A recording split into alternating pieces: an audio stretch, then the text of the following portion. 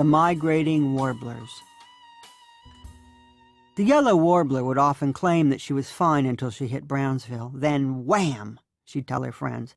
I don't know if it's the air or what, but whenever we pass it on our migration, I have to stop and puke my guts out.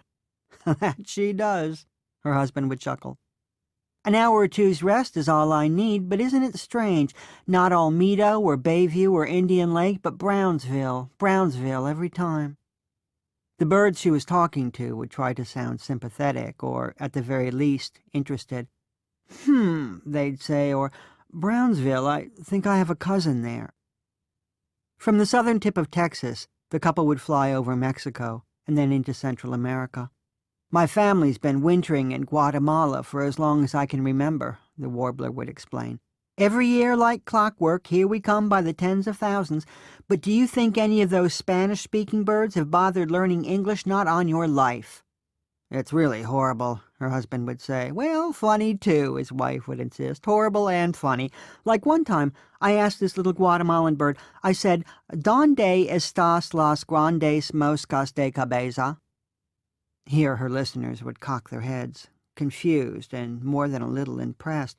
Wait a second, you speak that stuff? Oh, I've picked some up, the warbler would say in that offhand way of hers. I mean, really, what choice do I have? I guess I'm a pretty quick study. At least I've been told I am. She's terrific with languages, her husband would boast. And his wife would raise a wing in protest. Well, not always. In this particular case, for instance, I thought I'd asked where all the big horseflies were. A reasonable question, only instead of caballo, which is horse, I said cabeza. So what I really asked was, where are all the big head flies? Thinking that this was the end of the story, her listeners would quake with polite laughter. Head flies, oh, that's rich. But no, wait, the warbler would say. So the Guatemalan bird makes a motion for me to follow him through the thicket. I do, and there in this field are like 300 heads rotting in the afternoon sun, each one with about 50 flies on it, and I mean huge, the size of acorns, every one of them. Oh my God, the listeners would say. Rotting heads with flies on them? Oh, they weren't bird heads, the warbler would reassure them. These belong to humans, or used to anyway. Flesh bubbling off, hair all tangled with bits of goo in it. I don't know what they'd done with the bodies, burned them maybe. Then they used the heads to make a wall.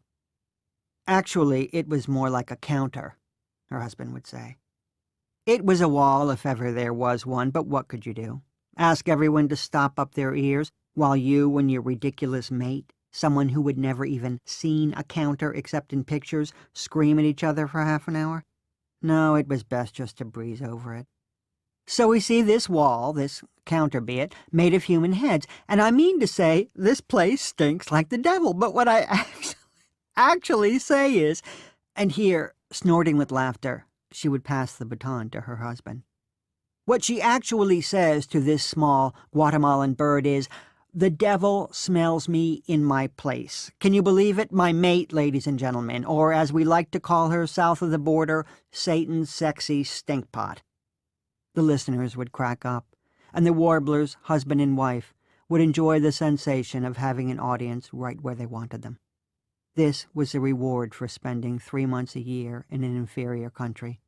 And when the light fell a certain way, when the laughter surged and melded into a harmonious song, it almost made up for all the hardships, the stomach flus, for instance, or the times when, rather than uniting you and your mate, the strangeness of another culture only made you feel more separate, more despicable and alone. Back in their element, the two warblers were a well-oiled machine. You want funny? Try getting work done down there, the husband would say, opening the door to their hilarious tales of lazy natives, of how bumbling they were, how backward and superstitious.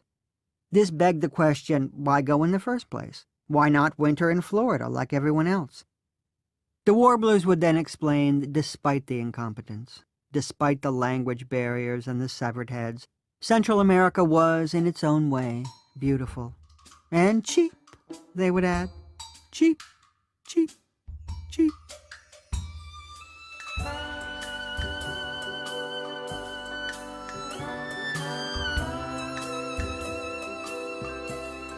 Created using Powtoon.